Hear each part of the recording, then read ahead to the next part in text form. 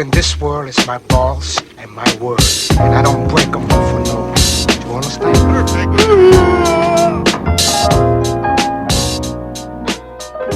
Welcome to Big KIZ Podcast. I'm Brian. I'm Abu.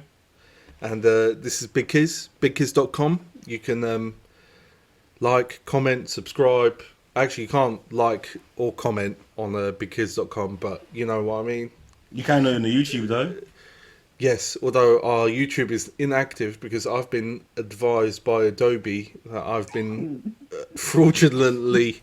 No, hold on. Why are you laughing? Because I've not done anything illegal here. I've just been missold a product. Why? Hold on.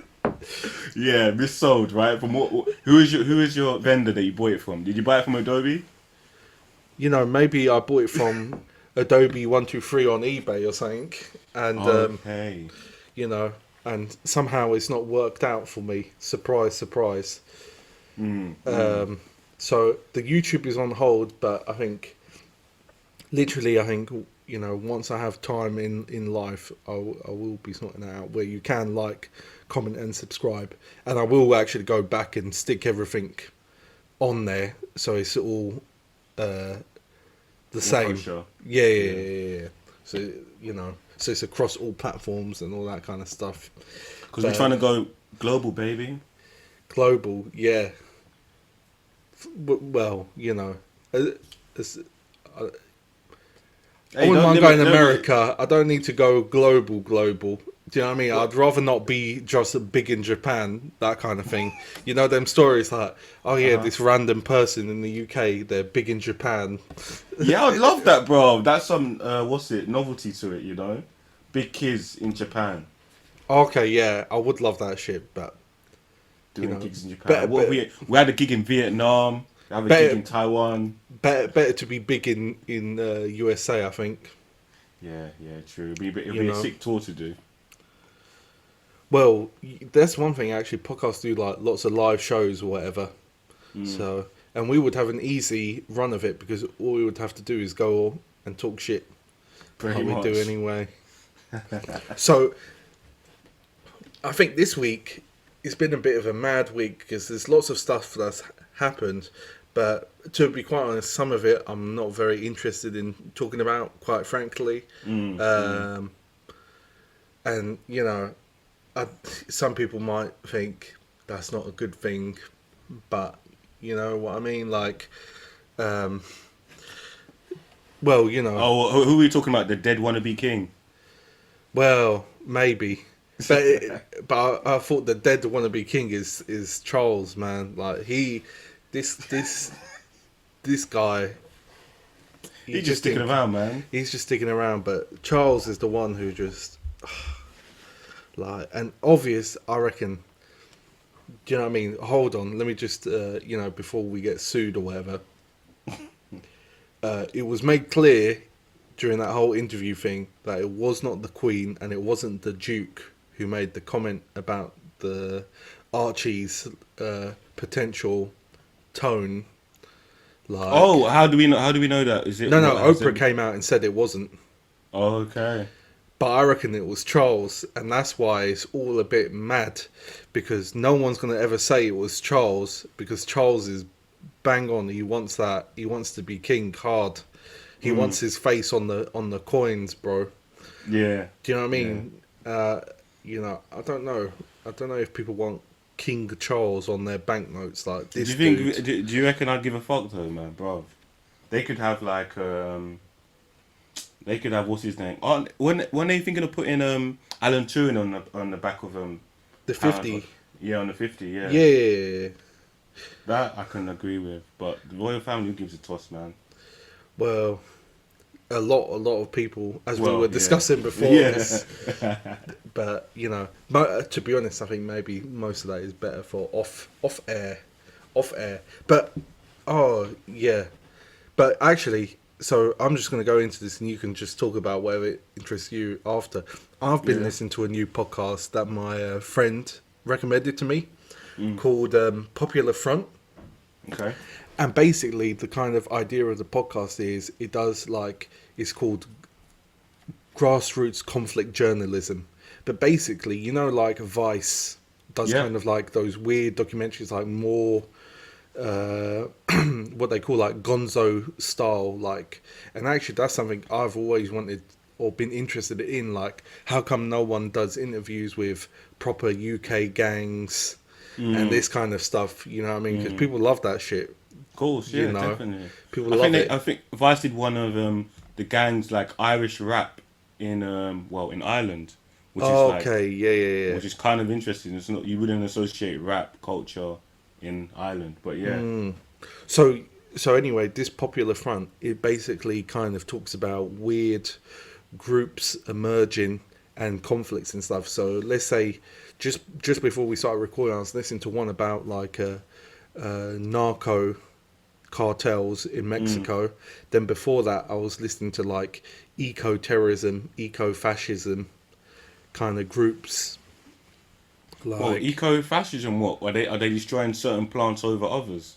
no, nothing like that. But like for example, they kind of believe that the technological state of the world needs to be destroyed, Okay. and so like kind of like want to Go back to fundamentals. Go back to paper and pen, eh?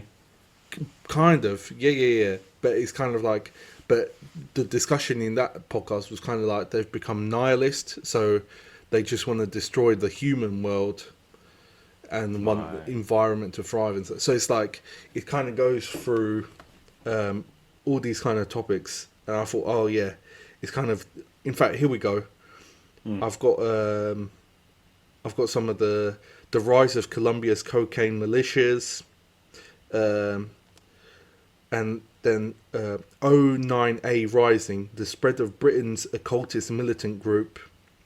We speak to journalists about how a militant occult order from the UK has begun influencing far-right terrorist groups all over the world.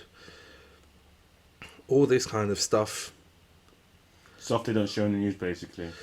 Yeah, kind of like that kind of stuff, like the anti-dictatorship uprising in Belarus, this kind of stuff. Damn, You know. There's so many issues going on in the world, man. Honest to God, like, there's so much stuff that you do realize. Like, you put me onto that Alan Curtis documentary, man. Can't get you in my head. Like, once I've watched that, it's like, yo, So, well, the Adam Curtis thing is worth remembering. Like, a lot of it is opinion. It's not just documentary.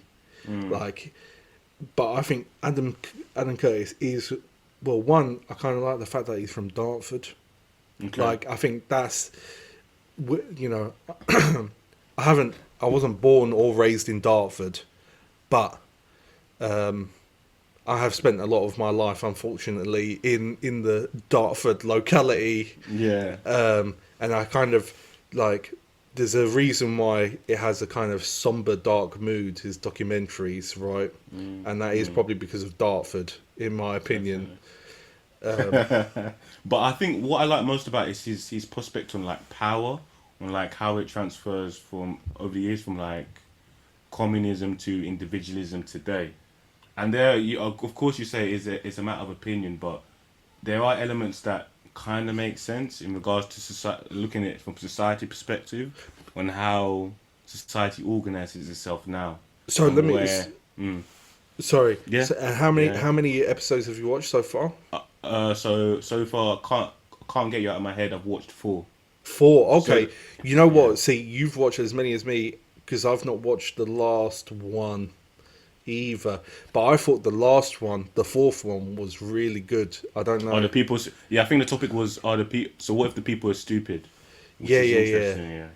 So I think what he does and what I think is interesting is, I think for a start, I remember when that came out, I was like, you know what? Let me read what the newspapers say. And the Spectator. So do you know the Spectator? Oh, is that a London? Is that a local paper? So It's not a that's big one, like is it? it's like a weekly news magazine or whatever, but it's like right wing, and it's the one Okay. that Boris Johnson used to work for. But Okay. what's funny about it is, I don't think it is necessarily quite as right wing as it seems. What makes you say that? You read the article. I listen to the daily podcast, and it's Okay, never. I think it's almost like the Guardian newspaper isn't that left wing until you read the opinion pieces, and then someone says some dumb shit in the Ooh, opinion I don't know. piece. I feel like the Guardian's pretty left wing for my liking. No, it's left wing, but Yeah. it only goes like proper retardo left wing in the opinion pieces, and I've seen the same thing in the Times, where I don't mind the Times general positioning on stuff, but some once in a while or quite often in their opinion piece section they'll just have some mental far right kind of perspective or whatever, and the same thing happened as the Guardian.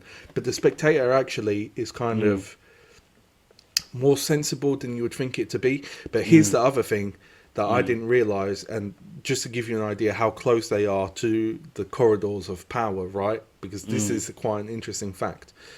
The wife of the editor of the Spectator, which imagine is the magazine Boris Johnson used to be editor of. His wife is Allegra Stratton, who is the spokesperson for Boris Johnson now in government, right? Okay. But Allegra Stratton used to be political editor of The Guardian Okay. for many years, because I used to listen when she did the podcasts for The Guardian Politics. And she's married to the editor of The Spectator. So here you have supposedly the most left-wing paper and then one of the most right-wing newspapers in the country. And the couples who are in high positions in each are married. Right. And then she ends up spokesman for Boris Johnson. So it's a bit funny. I think Boris Johnson also is a bit of a weird one. I think he's just a bit of a clown, but I don't necessarily think he's bare right wing. I think he's just a clown more than he is right wing, if you know what I mean. Of course. Well, what did you get from the podcast listening from? Because you said you listened to the review of the podcast of The Spectator. So so look, you can tell my podcast obsession now. So you know, just been talking about.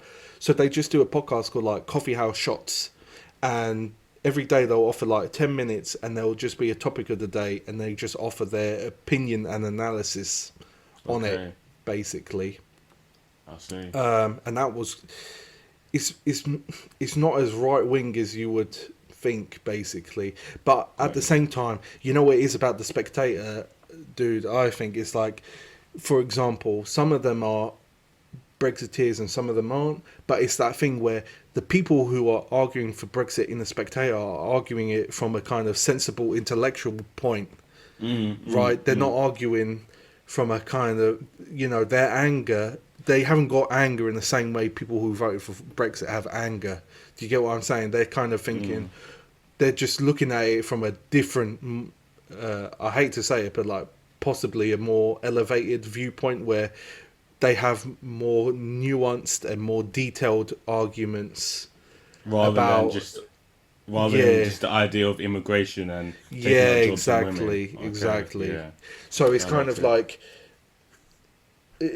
but that's the thing. Is like, I think in the politics world, you kind of have the superficial argument that goes out to the mass public, and then you have the real arguments that happen in the bubble of Westminster, or people who are interested in politics. I think most people aren't interested in politics, and you know my mate Stephen, he always used to give this point, right? Lots of people will be like, oh, free Tibet, right? But if you go up to most people who even attend the protests about free Tibet, if you go to them and go, oh, what's the capital of Tibet?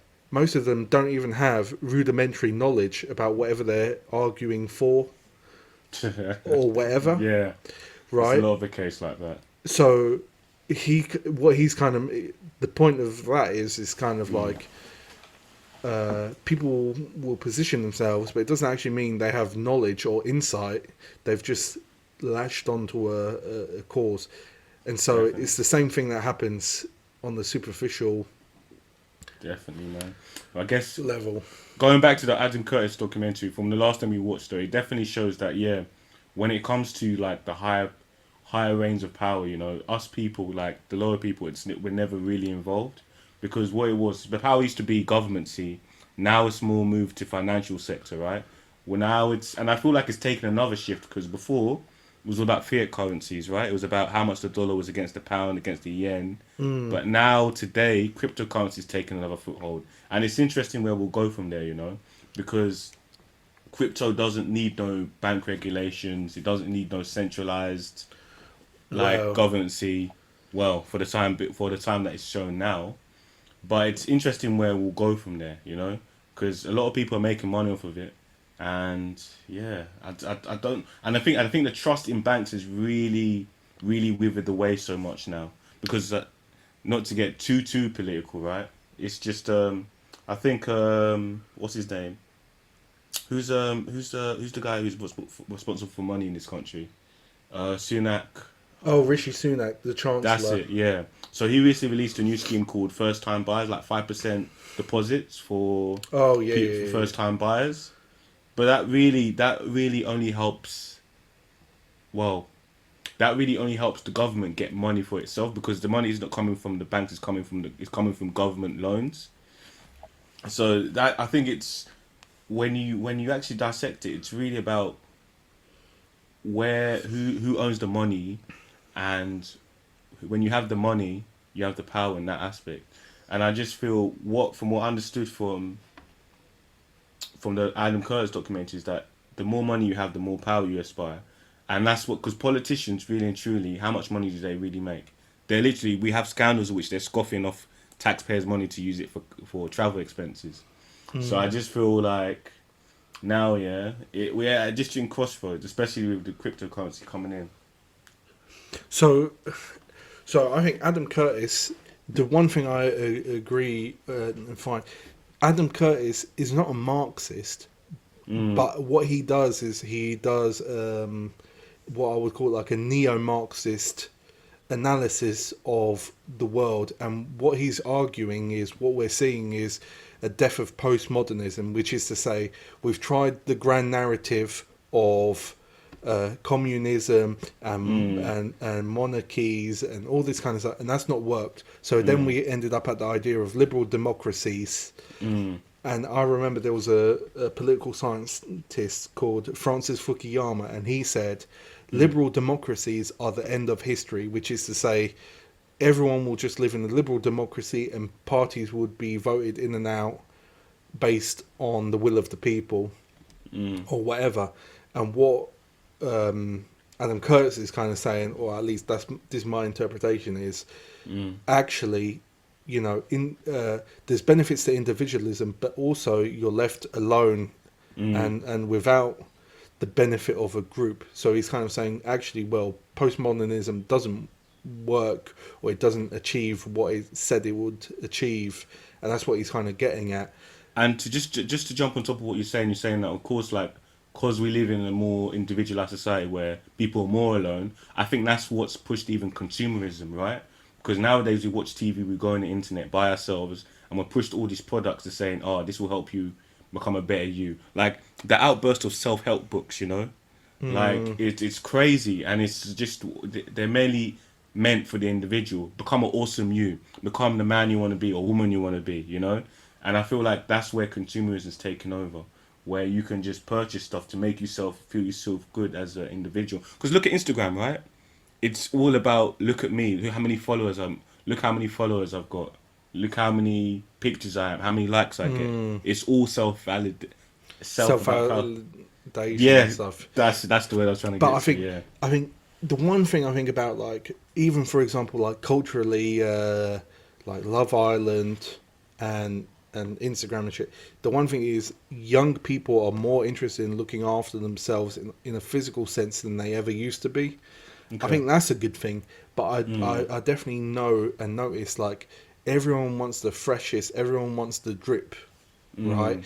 And sometimes actually people need to learn that that's not what's worthwhile in life, but it's more difficult than that. But what I think is like, people need to, but going back to like the money thing. Sorry, because I wanted to mention this point. It's like the the government doesn't want people to have money. Only a few people can have money in a society, because here's the reality: if you're a doctor and you have lots of properties and you have lots of money, why are you going to work and be a doctor? You need to be in debt. You need a mortgage to pay. You need private school to pay. Otherwise, you're not going to go work or whatever. So it's like there's a reason why we're not taught like basic economics in school and stuff like this, because if you manage your money well and you save up money, you're not going to be spending, and you're not going to need to work as long, and you know that's no benefit. If you're not working, then like no one can extract value from you. No one can make money off you if you're not working. Okay, so they depend on our debt, basically, is what you're saying. Well, the world needs people to be working and economically active. So they don't want self-sufficient people. Well, what good is that for the capitalist system? If you don't need to buy into the market, if you like, because it's like, for example, estate agents don't make necessarily more money when they sell a bigger house. They make money off the number of transactions that occur. Okay. Isn't it? So it's like, for example, I think about, so look at this Haaland situation going on right now. What, for Borussia Dortmund? For the Borussia Dortmund thing, right? Football, yeah. So the footballer, so he's like just for anyone who doesn't know, he's like a 20-year-old striker. Like, basically, striker is the person who puts the ball into the net. And so he's very valuable for football teams. And his agent has literally gone on a tour around all the major clubs, asking him, finding out, you know, where would they go? Because here's the reality. Because I reckon it's just like Mino Raiola's other like Zlatan, where he's a modern football player. He doesn't care what football club he's playing for. As long as they're paying him and the team's winning, I don't think he cares. But otherwise, he's just going to move around for 10 years and make as much money as possible. Of course, yeah, definitely. You He know, showed it in his resume. So it's kind of like, I don't know, like, so going back to the Adam Curtis thing, the money thing, people need to be in debt. People can't be, you know, if you're living self-sufficiently, if you're off grid or whatever, you're not engaged in society, you're not contributing to the economics of society as they exist now. And I think that's why, so that's what the capitalism ultimately depend upon, and there isn't much change from it. So I think, you know, capitalism, it does get shat on a lot, right? And I don't think that's quite right either, because as a historical phenomena, no other economic system has done more to pull out people from poverty and desperation. I'm not saying all of it is good. Like, I'm not saying there's things that don't go wrong, but, you know, it's helped a lot of people out of the brink. Yeah. But I think the difficulty is how do you keep people's standards of living going up, and then have the population going up at the same time? That's interesting, definitely. And this kind of stuff, and you know, so because we live in a period of like peace. Best time to be alive, yeah, literally. What a time to be alive, man. Yeah, it really is a kind of peak time to be alive. Like, it's never been better than it has now. Of course, I believe, you know, in the future it will be better, but right now, in the kind of known human history, I don't think it gets better. You know. On a side note, though, what I wanted to talk about is, did you know Yahoo Answers is shutting down next month? Okay. And what did you use that to answer life's biggest questions? Yeah, I think this was the time when was Yahoo Answers a big thing? I'd say like 2010, when Google wasn't giving me all the answers. I think I'd ask Google, and then Yahoo Answers would say, "Hey, I got another answer for you," and then you're like, "Oh shit, yeah, I'll check it out." But yeah, it turns out it's shutting down because it's not the same as it used to be. From what I'm understanding now, it hasn't got, obviously nobody really uses Yahoo Answers now, and also it's kind of turned kind of like right wingish. Like a lot of the phase in there is like about it's kind of like Parler, you know, what we were talking about before, which people have kind of radical views on what's going on. But it still makes me laugh because there were some dumb questions. You could ask any dumb question. You could be like, do you think humans will ever walk on the sun? Or like Oh, okay, yeah. like what if that the is girl pretty that dumb. yeah, like what if the girl that thinks I'm the dad isn't the mom? You know, you get dumb stuff like that, and it's just it's crazy, man. But it's a shame. It's a shame because I think it's just part of the process now. Because who do we ask now? I think is it Cora? I think there's another. Is it Cora? Yeah, I've been on that Quora. Yeah. I'm familiar with that Quora more than what's it? More than this Yahoo Answers. I'll be honest. But I think Yahoo Answers had its time and it went. You know, like most things, like MySpace, it had its time and now it's gone. You know. No, one talking about like internet services that died. Yeah. Can I just say, what is up with your watch? Your watch is like 4 minutes early to be beeping on the hour, bro. That's a bit messed up. You know what is going on there? You know what it is? It's to get me because what it was. At times you set your watch early. Yeah. So in case I'm in a rush or something, because sometimes you want to be ahead of the curve. Oh, so okay, I say it early. But let me ask you, because sorry, now I'm completely distracted, right? Because you know what, I used to do this, but don't you find yourself always thinking, but I've got 4 minutes? Yep. That's exactly funny enough. It's 4 minutes ahead. Yeah. Literally, it's 4 minutes ahead. Yeah. Because I would need someone else to set it early for me. Because otherwise, I'm already always thinking, well, I've got 4 minutes. Like, it's so true. You'd have to get your trust, man. You'd have to get someone to say it for you without you knowing, for it to be more effective. And it needs to be like, you need to say, I don't know. I would say set it at least. Well, this is the problem. You can't even say how much earlier it's supposed to be. Yeah. You know, but just know. You know, I don't know, but maybe it's not even good. Maybe they should set it fast, so you're. Who knows, man? I don't know. You know what? It's just because I used to try and do that, and then it just messed with me. I think it was worse than just having the actual time. Because I'd be looking at the time thinking, I still got 4 minutes chilling, whatever. Yeah. And then you realise 4 minutes is quite a short length of time. It ain't nothing, really. And then you end up... Because what I used to, when back before I used to drive, I used to take the bus a lot. So me getting out of the house, I used to just... mate. I used to just like... I'd find anything. I just need to have my breakfast real quick. I need to take a piss real quick. And I'd always miss the bus by a couple minutes. So yeah. Nah, let me switch it up. Which it did help now, but because I found myself not wearing the watch as often as I do, and also because I'm at computer screens most of the time, so the time is always on the screen. Oh so yeah, it's true. It's kind of harder in that aspect. No, that is funny. Even, you know what, I have this thing though where I've got two things I do, and some of them from school. Yeah. I find it hard to be right on time. I will never be like more than like a minute or two late, but I find it hard to be right on time or early. For some reason, it's just like I just want to arrive there on the hour.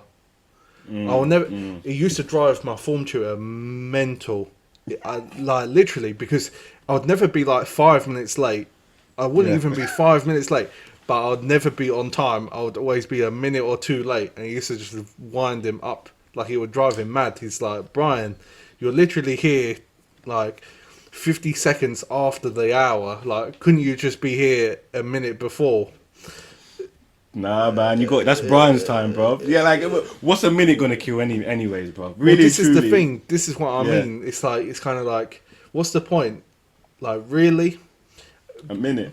But this is the thing. I know because it's psychological, yeah. Because the same thing happens in my workplace. It's different at the Yeah. moment because work from home. But Yeah, I start a job, and for the until I'm comfortable, I'm in early. And when I start getting comfortable, I start arriving like 9 o'clock, boom on the hour, or like 9:01, where it's kind of like, what are you gonna say? Oh, you're 1 minute late. Do you know what I mean? Like, what's 1 minute gonna do? Like you said, that's when I'm comfortable, when I'm arriving like 1 minute into the day or Brian, whatever. Brian, bro, I hope my employers are not listening to this shit. You know what's the latest time I've ever been to work was like an hour later, right? And it was like, no one said that. Because the thing what it is, yeah, if you No, have no, a but perfect... I've been that late before, but that wasn't on me. If you know what I'm saying. Oh, for me, mine was fully because I couldn't bother to get up. But you know what it is? If you can maintain a perfect record, for example, let's say I'm always in time for the first 5 months, and I come in 1 hour late one day, right? No one's gonna say shit. Nobody can say shit because I mean my record like Precedes itself. precedes me exactly. So literally, if I'm waiting, you can't ask me no questions. Because I remember one time I walked into late, and my employer looked at me, and I was like, "What? What are you gonna say? What are you gonna say?" She didn't say nothing because she knew, you know what? Fine. Every dog has its day. And today, No, yeah. No, but what did you say? You must have said something like, "Oh, sorry, I'm late. And then some whatever. Like I woke up late, or my alarm didn't go." No. You know what it is? She said to me, "What time did you call this?" You know what I said? I said late o'clock. I just and then she's like, "Oh, okay," and we left it in that. We left it at Okay. that. It didn't. Because it's still It didn't kick off then. But that's a bit Yeah. of a cheeky. That's a bit of a cheeky comment. Like. no, because you already know. She already know what. No, when she's asking me what time did you call this, bruv, you already know I'm supposed to be here at eight o'clock. We by 8:30 you already established this Donny is late, right? So when you ask me what time did you call this, late o'clock. Like we both know what it is. No, yeah. No, but the thing is, I don't know. There's been times I remember once when it snowed, Yeah. there was like the traffic on the road just backed up to the point where it took me like an hour and a half to get in. At that point, I just messaged my boss saying like literally I'm stuck in traffic and I've left at a usual time, like even earlier than my usual time because of the snow. Yeah. But there's not much I can do. Like Yeah. it's literally just backed up. What I feel like employers should have an issue with if it's chronic lateness. If it's a one-off, then no one should really say anything. Really. No, it's a one. In fact, I remember one time, I want to say a girl, but she was already a woman. At my work, just one day, alarm didn't go off, and she just slept in until like 11, and then ended up coming in. Did anybody say anything? No, everyone just laughed because it's true. She was always on time, so it was like it's just one of those things that happen sometimes. You know, sometimes you can't help but be late, despite best efforts or whatever. But let me ask you: this time you were late. Oh, you just said you were up. You just couldn't be asked. No, I didn't. Oh, I didn't say like that. It was a very brief conversation. It was like, "What time did you call this?"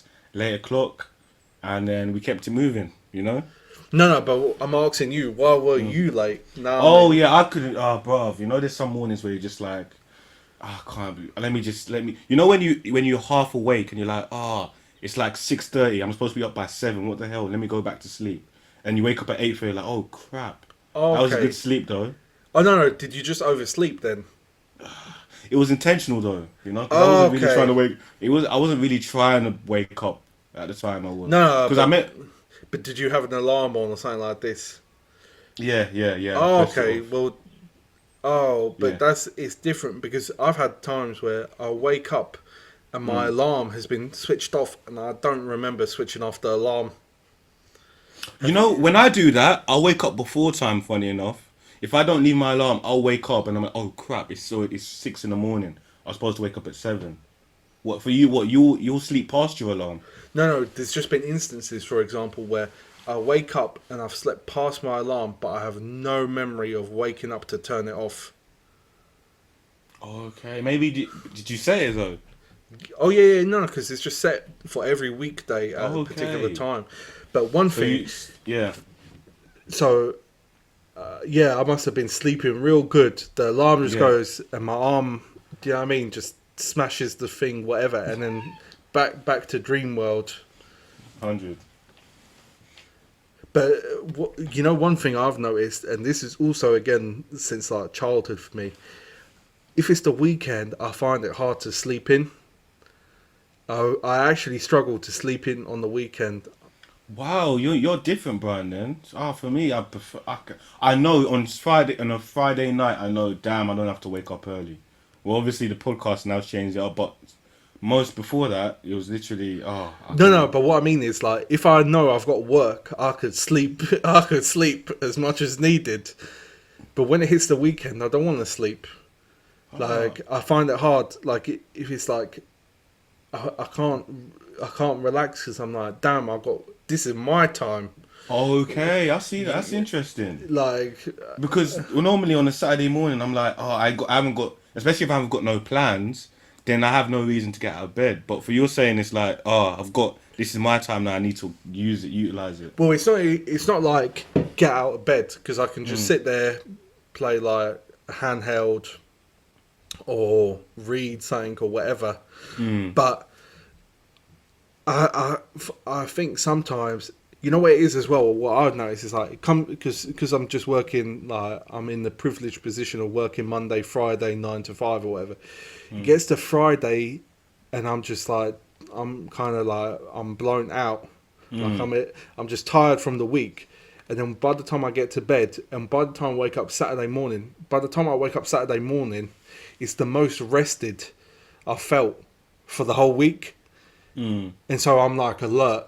So when I wake up, that's it. I'm kind of, I have to get on with my day. Like, for example, now, well, I already had the coffee now, but I would find it hard to go back to sleep, Okay, basically. yeah, I see. Or sometimes I have to get up, like if I was, like, for example, let's say we weren't recording today. If I got up, I could have breakfast and then I could go back to sleep.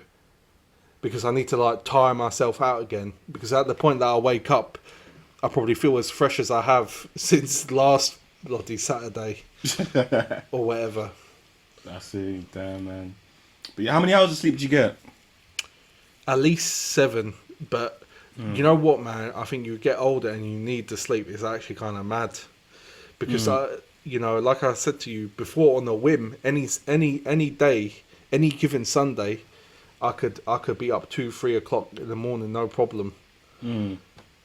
But now sometimes like the idea of going out clubbing and going out at 10 o'clock seems mad to me. At 10 o'clock, I'm thinking, damn, I want to be hitting the sheets.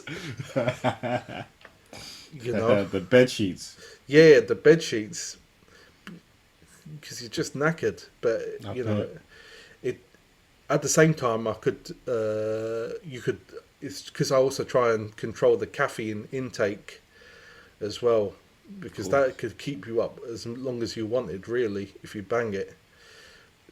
Talking about addictive substances, our boy DMX died, bro. Where the hood, where the hood, where the hood at? So Well, you know what? I didn't know it was an OD. no, it wasn't OD. Well, what was he an OD? From what I understand, he had a cardiac arrest just randomly, and then Oh, he was okay. put into hospital. Okay, so because he's had ODs throughout his life. All right, so to give him context, so DMX, the rapper, right, known for you know Rough Riders, X Gon Give It To Us, several songs, right. What I understood from he took crack from early, so he even admitted in one of like it was like he going to a therapist and he opened up saying that he first took crack when he was 14, but Jeez.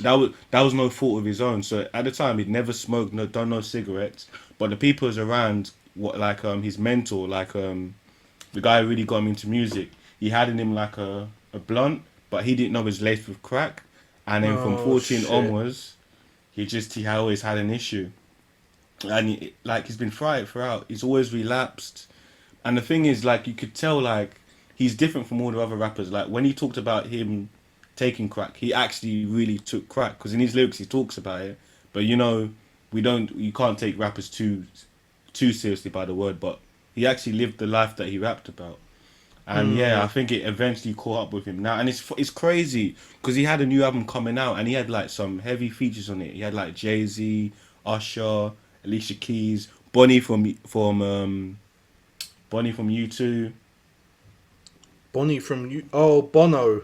Yeah, Bono. That's it, Bono. Yeah, Okay, so he was actually gonna like try and make some some cash, new hit. basically. Yeah, Yeah, yeah, yeah. yeah, yeah. But then I think it was 5 days ago he had a cardiac arrest, like a catastrophic one. They said that put him like in a vegetative state. And yeah, eventually the news came out. Funny enough, he died on the same day as what's his name? Prince Uh, Philip. yeah, and yeah, I think Twitter took more precedence on DMX passing away than Prince Philip. Well, I do remember when Diana died and being a kid and being like basically more annoyed at the fact that they had fucked up all the children's TV programming for like weeks. Though it wasn't just one day; it was like weeks. And this was back before like digital or whatever. And I just remember thinking, Yeah, "Oh, okay, they're gonna do like memorial programs and stuff." yeah, But it wasn't like one day; it was like 2 weeks, and I remember thinking that was fucked up. Like to the point where I was like, the only bit of like kids TV I got was hitting up BBC Two for The Simpsons double bill, or maybe like a bit of Fresh Prince, and then followed by Star Trek. yeah. Like, but I remember thinking that fucked me up, to be honest. The lack of kids TV at that point, basically. Yeah, I guess. Oh, do you reckon they're gonna mess up the TV skit? Well, I don't even watch TV now. To be frank Well, about. this is the other thing. Yeah, the game done changed. They can't be fucking up for most people now. Mm, Like, but yeah, it's a bit mad. definitely, man. No, so he was about to make a comeback. I bet you they still release the album. Yeah, of course they have to, man. I'd want to hear it. You know, Well, posthumous album. yeah, but the thing is, you're just going to stream it on Spotify, I'm guessing, rather than pay for it. Well, Well, are you yeah. paying for Spotify at the No, minute? I know. I cancelled my Spotify subscription because too much music ain't always good music, man. So right now I'm listening. Funny enough, you know what I'm going through? I'm going through a reggae moment. Like I'm listening a lot to Bob Marley, a lot of Johnny Cash, a lot of like soul music at the moment. So I know I've deleted my Spotify, so I'm just listening through YouTube music for. Funny Oh, enough. okay. Oh, you know what? Mm. I want you to grab a piece of software and then you can have a look. You'll see. I'll show you off air. All right. You know, I'll leave it at modern tape trading. Let's call it that. Okay. You know, because the way It's always good things to work now Yeah. is it's a lot easier. I don't think, in fact, like, you know, I've been on the internet a long while. Like, Oh yeah. That being said, yeah. Do you understand what NFTs are? no, but I've actually tried to watch stuff. So non-fungible token, and I understand it's got something to do with the blockchain. But actually, I've even tried to watch YouTube things on it, and I don't really get it. Like I actually still don't understand it. But it's supposed to, it's like From what I understand, yeah, it's like you know how you'd have like the Mona Lisa, right? Like that's a physical handmade thing. So basically, what I understand it digitalizes it to make it seem legit over the internet. So if you were to see it online, you know this is the real thing. So a digitalized version of a real thing. So that's what a lot of people are doing now. They're digitalizing their content. So here we go. A non-fungible token is a unit of data stored on a digital ledger called a blockchain that certifies a digital asset to be unique and therefore not interchangeable. Yeah. This can be used for things like photos, videos, all that stuff. Yeah. So, but So, what? for example, if you were to put the Mona Lisa on an NFT, then you'd know that's the real Mona Lisa. Oh, okay, yeah, but it would have to be a digital version. Yeah. Like, what you're saying is you could never get the actual physical Mona Lisa on there, but let's say the Museum of the Louvre did a high quality digital scan yeah. at like millions of megapixels of Mona Lisa. Yeah, like maybe like 16K or some shit like that. Yeah. They could turn that into an NFT. Yeah, that's Yeah. interesting. I mean, And apparently they're selling for a lot of money. There was one, I think it was was it a baseball card that sold for like $8,000 NFT. oh no, I've seen stuff sell for more, but I'm not going to find it now. But basically, there's like a famous digital artist who had worked with Nike, Google, all these people, and for years and years and years, and all of a sudden, he did like an auction sale of pieces of digital art as NFTs. But what was kind of cool, the way he did it is, it was all blockchained and done.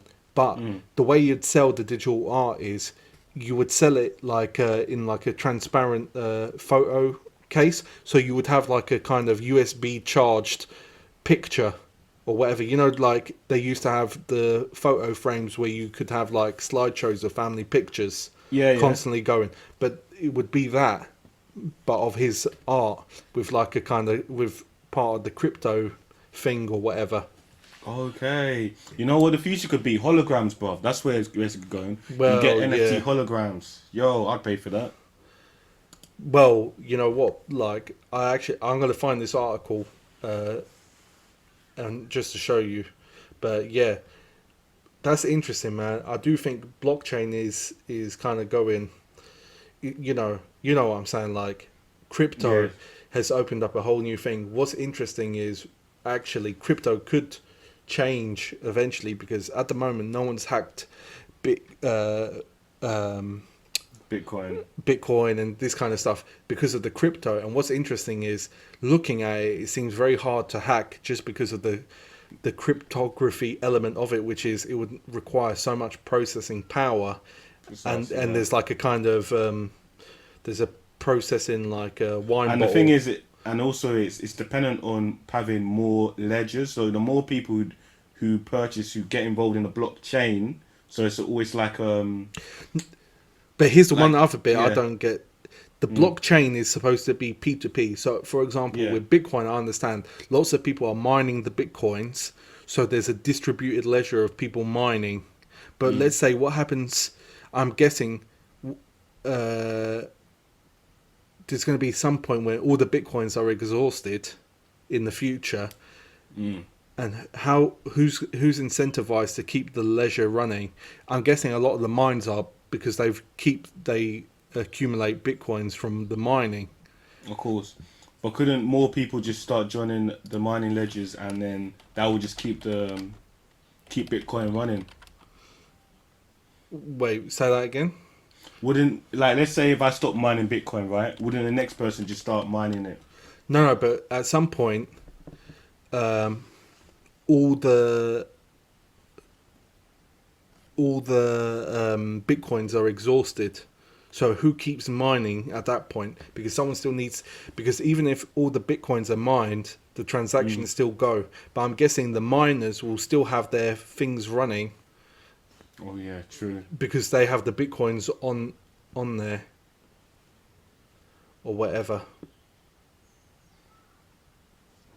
Oh, here we go. I've got the name of the guy. It's a chap called Beeple. And here we go. A digital artist just sold a JPEG file for $69 million. Damn. A JPEG file, you said. Man said a JPEG file. Damn. Yeah. But the guy, well, for a start, actually, his artwork is kind of dope. But I will link, I will link you and the video that put me onto this dude. Sweet. Under the chat, man. But I think it's been a good pod this time.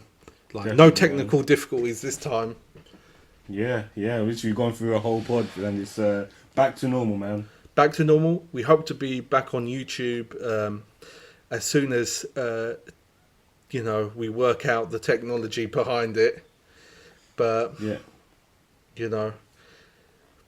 we'll be back stronger. Of course, as usual. It's great talking to you, Brian, bro. As always, you know, but, you know, we'll get back into the flow of things, man. And, Of course.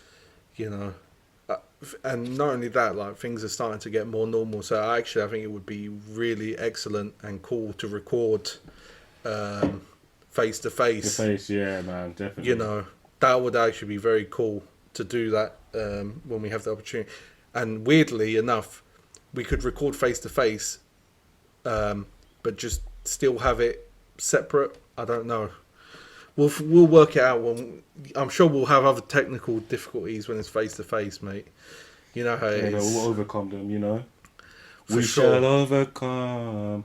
We shall overcome. Do you know, that's a song. That was a song in during the Vietnam War, in which the Vietnam people would sing. You know, when the Americans were bombing them. What, in English? well, no, but in Vietnamese. In Vietnamese. Oh, okay. Well, let's sign off, my man. Right, man. Thanks for listening, guys. Thanks for Catch listening. you next week. BigKiz.com. Send Hit us a voice subscribe. message. Yeah. You know what? We've not got one voice message. So that's fucked up. Send us a voice message. Yeah, guys, we're getting lonely out here. All right. Peace.